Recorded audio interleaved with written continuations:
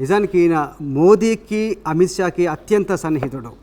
Last time ఎప్పుడైతే ఎన్నికలు జరిగినాయో గత సంవత్సరం ఎన్నికలు జరిగినప్పుడు జాతీయ స్థాయిలో అప్పుడు జేపీ నడ్డానే అధ్యక్షుడిగా ఉన్నారు. నిజానికి చాలా విస్తృతంగా తిరుగుతూ వచ్చారు. ఇక్కడ ముఖ్యంగా చెప్పాల్సింది ఎప్పుడైనా సరే ఆయన పార్టీకి విశ్వాసం అన్నది ఆయన స్ట్రెంత్గా చెప్పాలి. దాంతోపాటు పార్టీని చాలా సమర్థంగా నడిపించారు. ఎక్కడ ఏ చిన్న సమస్య వచ్చినా కూడా ఆయన వెంటనే అక్కడికి వెళ్ళి అక్కడ వెంటనే దాన్ని పరిష్కరించడంలో చాలా సక్సెస్ఫుల్గా పనిచేశారు. అందువల్లే దేశవ్యాప్తంగా థర్డ్ టైం కూడా బీజేపీ అధికారంలోకి రావడంలో ఆయన కూడా చాలా కీలకమైన పాత్ర పోషించారు. ఇప్పుడు చూస్తే మీకు ఒక ఇంట్రెస్టింగ్ పాయింట్ చెప్తాను మీకు. ఎక్కడైతే పహల్గామ్లో జరిగిన ఉగ్రదాడి గురించి, సబ్సిక్వెంట్గా జరిగిన ఆపరేషన్ సింధూర్ గురించి ఎప్పుడైతే కాంగ్రెస్ అధ్యక్షుడు రాజ్యసభ సభ్యుడు మల్లికార్జున ఖర్గే మాట్లాడుతున్నప్పుడు ఆయన చాలా స్వీపింగ్ కామెంట్స్ చేస్తున్నారు, చాలా సుదీర్ఘంగా మాట్లాడుతున్నారు.